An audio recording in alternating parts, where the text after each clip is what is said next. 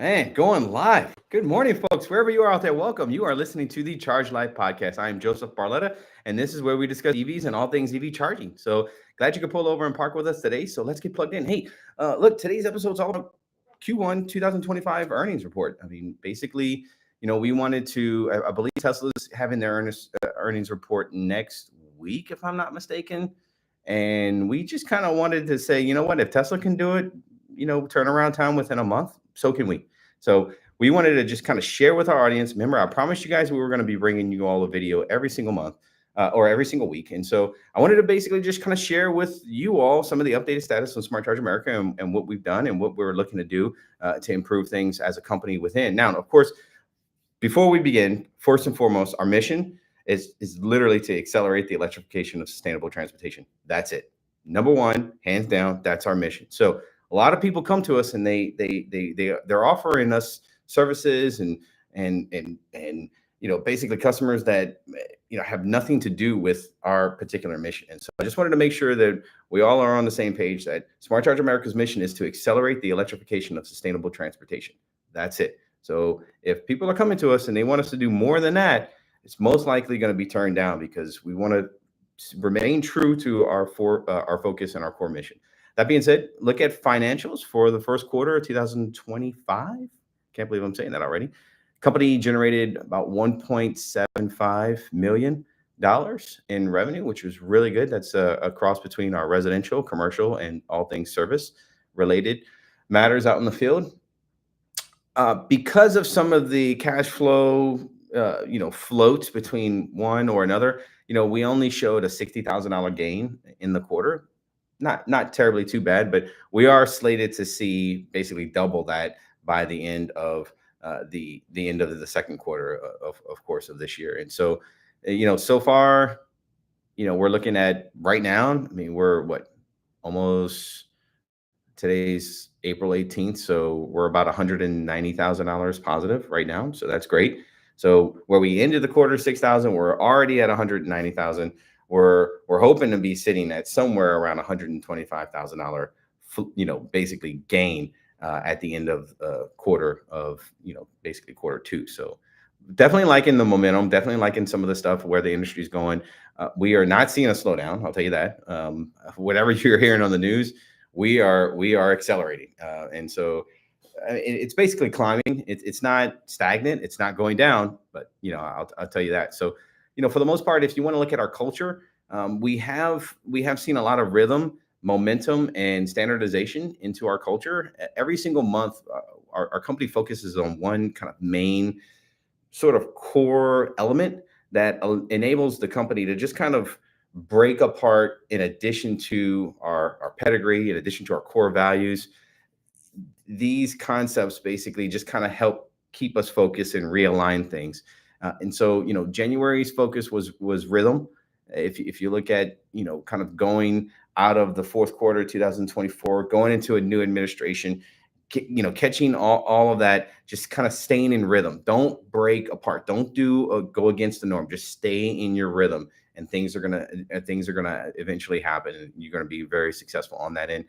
February's, it was momentum, basically, and we really enjoyed momentum. That month was a lot of fun. I mean, February is your shortest month, and so that element of momentum really establishes, hey guys, whatever you have coming in that was overflow from the crazy business at the end of the year, just keep that momentum coming, keep pulling that stuff in, and we're gonna be really better for it on the other side. And then of course, March is where we go in and we try to look at what are the things throughout the company that we need to standardize. If we're looking at policies, procedures, flyers, customer facing, things, we want to do what we can to standardize as much as we have, and not be too custom. You're too custom and things start falling through the cracks. So whatever we can do standardization wise, we're going to be able to put those into play. Now, of course, we are using Google's new e-signature form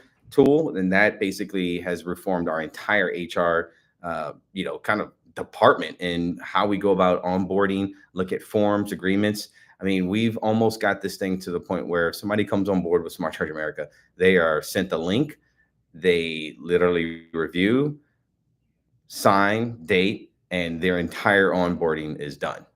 Now, of course, they'll have the initial, very particular parts of the handbook where we kind of go into explaining like vacation and sick policies and uniform policies and stuff like that. But those are very small, very fast read things that we want to make sure the ease of this Google's new e-signature tool. Kind of think of it like a DocuSign, but for Google, and it's free.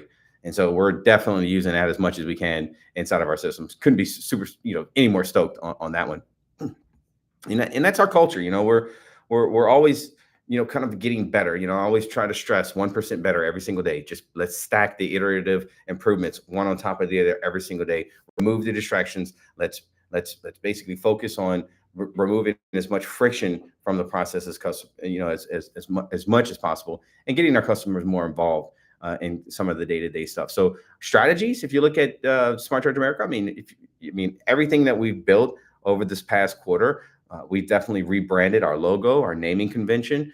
We went from a 3-layered logo, complex naming convention, to a one symbol logo, abbreviated, name in that at the SCA level. And so a lot of you guys will start to see some of our newer videos, and you'll see the SCA poster, kind of in the background. So it's nice. Look, it's a simple design. We wanted to showcase to the world that, look, our commitment to being clean and effective marketing message as possible. We're trying to roll that out, of course, in Q1 and Q2 and the rest of 2025 and beyond. And so we couldn't be more excited. But we did receive our registered our trademark in Q2. So we sent everything out. And we sent the application out in Q1. We did receive our trademark certification in Q2. And so we're hoping to receive our registered trademark, hopefully, here in Q3. So we'll see.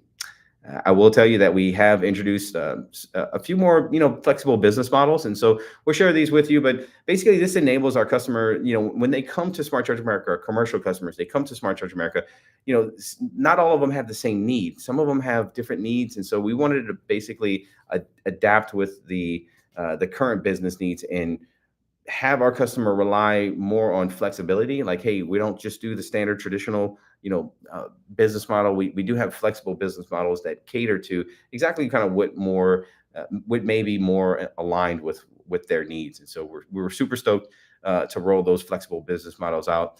We realized, like I said, one size does not fit all. And so our customers need to adapt. Look, you got me in my office today. I mean, I was going to go in the room, the digital room, and kind of rock and roll, but you got me in my office today. So, I just wanted to basically kind of sit down and share with you all before we all head out on the weekend and just kind of get busy and all of that good stuff. So that's on the flexible business model side. I will tell you that AI, we've definitely injected a lot of AI into our operations over the past quarter. We've looked at voice over internet call center services with our AI. We basically had the AI look over the past 18 years of data, compile all of that data, and we've inserted a chat bot on our website that allows our customers just to go in and start asking relevant questions regarding EV charging. And literally, you're going to get every single answer that we've ever come up with, over the past 18 years, literally compiled up and sent to you. And our current business offerings and everything that we're doing now is just constantly updating and being placed and injected into that AI chat box. So we couldn't be more impressed with that. That's definitely saved us a lot of time. It also helped out our customers and removed a lot of the friction from the informational flow from what our customers need. They want information. We want to be able to give it to them, but sometimes we're not always available. And so AI is available 24/7. Couldn't be more proud of that service there. We are working on, kind of using AI to change a lot of our like PowerPoint presentations and kind of Google slide presentations into more videos. And so instead of just kind of sliding through, 100-point, Google slide presentation talking about our culture or, startup things and how EVs work and charging stations and all this stuff, we're just trying to, compile that into maybe a short, nice, clean, crisp video and maybe let AI kind of do its thing. We are using AI and a lot of updating a lot of legal documentation, terms and conditions, kind of advisories, that sort of thing. So definitely using a lot more of Grok 3. I think we have Grok 3 beta if I'm not mistaken. So we are using a lot more of that inside their deep learning um, sequence, I guess, inside there. And it's been very beneficial. Now, keep in mind too, when it comes to legal language, like we're gonna prompt a few times, to really dive down and try to give us the best legal advice possible before we start writing documents up. But even then, we do have business attorneys that will kind of run it through and have them scan it and see if they have any edits. And generally speaking, we've just cut down on their review time and the amount of edits that they would need to give us. Whereas otherwise, they would be charging us for a few hours. Now they're only charging us for a few minutes because we're coming to them with doing all of the work instead of saying, "Hey, can you just create some terms and conditions for us?" And then we're interviewing, we're trying to figure out what we're trying to get. AI just tackles a lot of that. So we also have moved into kind of rebranding a lot of our ambassador program and our residential referral programs. And so if you want to know more about those programs, you can always visit our website under the About Us tab, and you go down to the referral program, and that's a really popular program. It's definitely catching wind. I don't want to say catch fire, but it's definitely catching wind with our customers. They absolutely enjoy it. So there's nothing greater feeling in my heart than to give back to our customers who are giving back to us. I mean, I see the connection on why Tesla is so passionate about that, and other OEMs also have likewise like-minded programs, because that's, to me, if you can have your customers like start to be ambassadors for you and sounding horns and going out there and recruiting business for you, man, that's huge. We also went ahead and, I know it's a long time running, but we went ahead and established our 1-800 number. Basically, 866-885-EVSE is our new nationwide number. And so that number enables us to get calls basically all over the nation, free, toll free. They come into a central answering box, and then they are also split into residential, commercial, service related needs.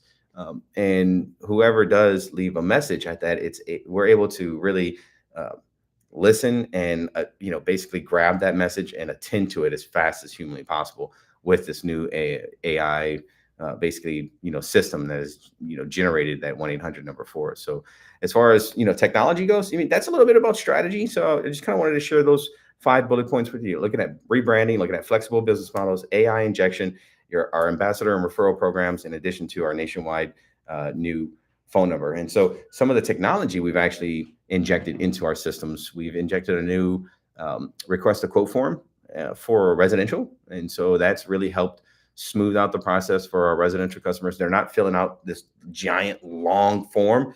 It's actually kind of broken apart in bits and pieces now, and we can capture that data, and we can do a lot more things with that data, just in case the customer kind of leaves and gets distracted or goes somewhere else, or they come out and they lose the connection and they got to start all over again. Not the case. Once they move through our system can send them automated updates and kind of basically get them back on track on where they were.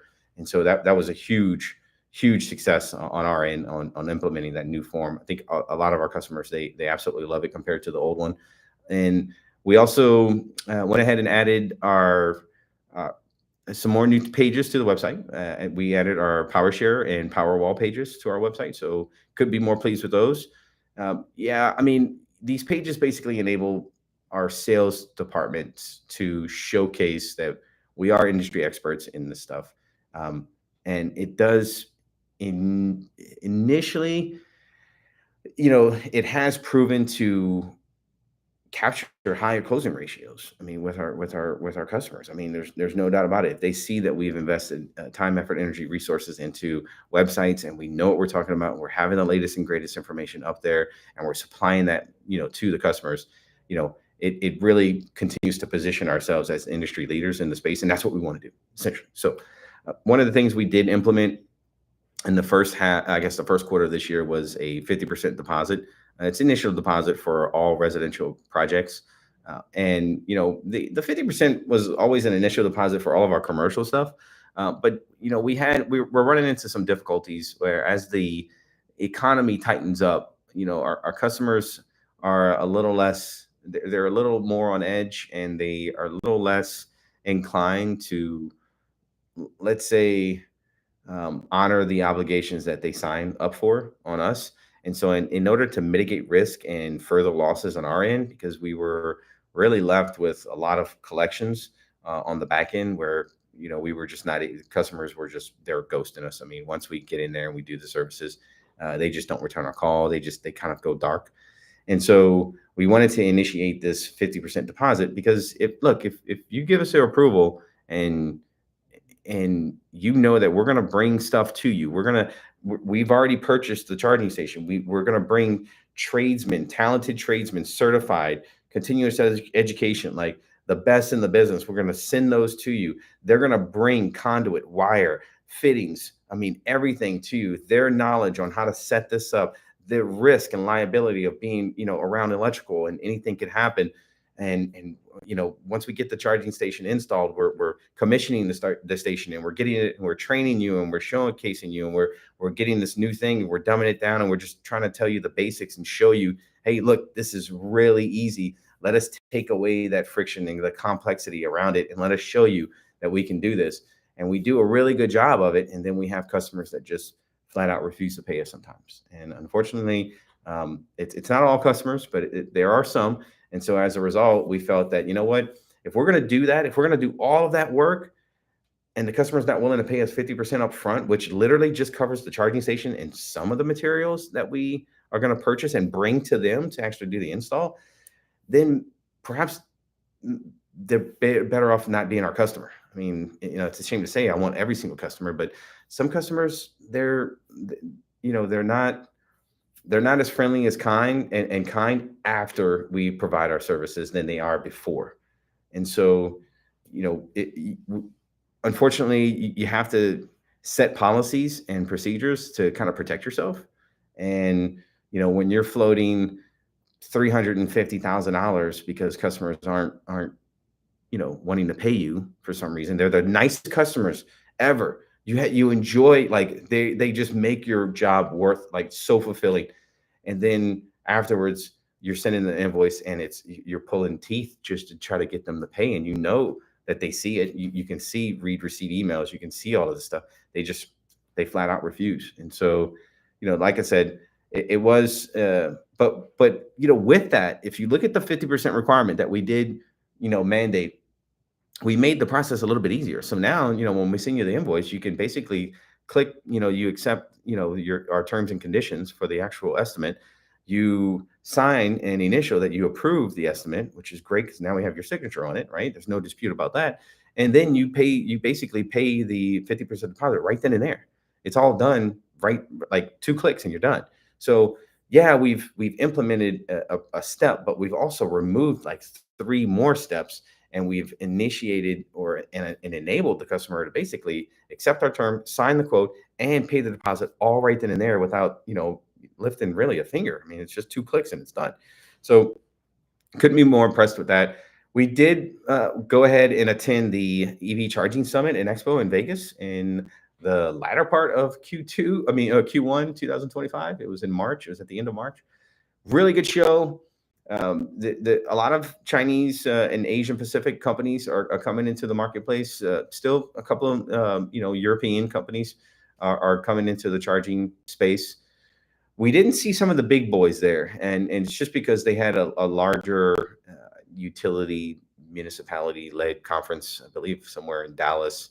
And when you have 2 rivaling shows, one for kind of the EV charging space and one for like the utility space, some of the bigger boys they'll spend their time, effort, energy, and resources on those. And so I'm kind of let down that some of the big boys weren't there, but in all honesty, it was really like a reunion of sorts at this this charging summit. It was really funny. It was just really good to connect with everyone that you're kind of doing business with throughout the year. You're doing business with them. You're shooting them emails. You're getting on conference calls with them and video calls, and you kind of hashing things out. And all right, let's do this, make improvements. And then you see them at a conference, and you just start talking, and it's a really good feeling just to catch up with everyone. So we could be more pleased with that. And we had a couple of leads coming in from there, and I followed up with a bunch of them. And if we get nothing out of them, that's okay. It's just the genuine conversations that we have at the conferences. That's one of the reasons why I do like to attend. It is tough. I mean, you go to these conferences and every time I try to talk to somebody, it's literally like when you talk to them, you want to make sure that you're giving them the time. Like I'm looking at you guys right now, and I want to give you the time. I want to talk to you, and I want to. When you're at these conferences, there's so much going on. As you're talking to somebody, you'll see their eyes peel back and they start looking around while they're talking to you, and they do that, and they start checking their phone and their watch, and it's like I really wanted to stress the point that if I'm talking to you, we are going to have a conversation, and I want to see you. I want to hear what you have to say. I want to take those few minutes, because these things, they run fast, and it is crazy. You'll be all over the place, but just stopping for that customer and giving that customer just 100% focus. It's something that we don't do a lot of these days, but I wanted to make sure that I did that to my customers. So I hope they see that, and I hope we get something out of it. But if not, it's okay. Like I said, we with our technologies, we have injected using Grok 3 beta to help us rewrite, like I said, policies, contract languages, basically everything. But one of the main things that we've had to help them use us with is basically identifying tax code procedures.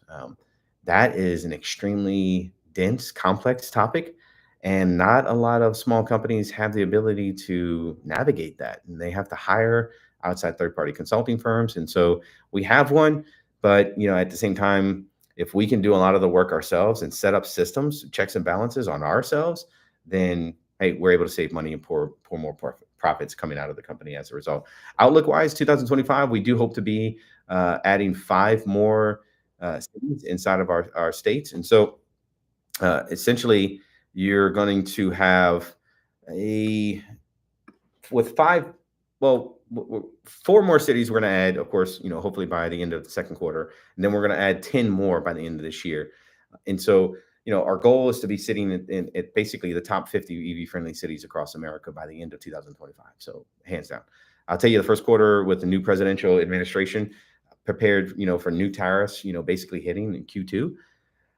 We saw a little disruption, but not really what we anticipated. We thought the charging station manufacturers are going to go all crazy and introduce new pricing sheets and all of this stuff, and we're going to have to pass that on down to our customer.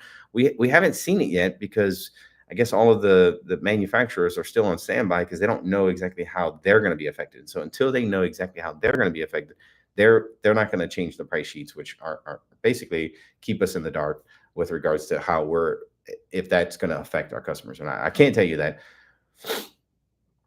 over the past 4 years under the previous administration, Smart Charge America has expected so much more growth, and we've experienced not as much growth.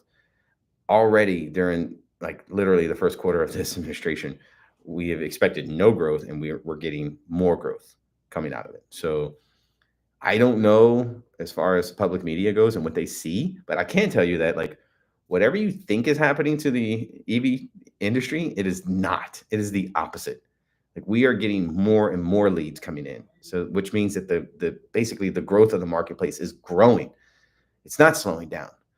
So I don't know. I can't tell you what everyone else is experiencing. I can only tell you what we're experiencing, and that is actually what we're experiencing. I'll tell you, in Q2 we actually solidified our continuous relationship with custom home builders. We do have a relationship with one of the local home builders, Davenport Homes, and we basically are kind of in the pre-construction side of things. We are offering a charging ecosystem, basically. And what an EV charging ecosystem is we're providing an EV charger, solar, battery, as well as bi-directional charging for the home. So that way, as soon as the home gets built and you get the certificate of occupancy, everything is done, signed, sealed, delivered. All the systems are working harmoniously together, so that if that person buys a Tesla or buys any type of electric vehicle that supports that system, bam, you're gonna get that. And even if they don't buy an electric car, their solar and their batteries are still operating inside the home to create that ecosystem for them. We're just putting in the charger and the bidirectional charging unit, so that way it just complements them for the future. So they really enjoy that. They really love that. We're really excited to see that program really start to kick off and do a lot. Now, there is a company called Base Power that we've started doing home battery, kind of virtual power plants with. They're kind of a home battery VPP company, and you just basically give them a deposit. They come in, they install batteries on the side of your home, and you can use those batteries as backup if the grid goes down. But generally speaking, whenever the grid needs power, base works with the local utility company, and they transfer power from your batteries and stuff like that. You can't control that, but because that's how they make their money. But you pay a small deposit, and base pays us to go out there and install these batteries. And so far we've done close to about 250 projects with base, all in Texas so far. That's Austin, Dallas, Houston. Haven't done too much in San Antonio.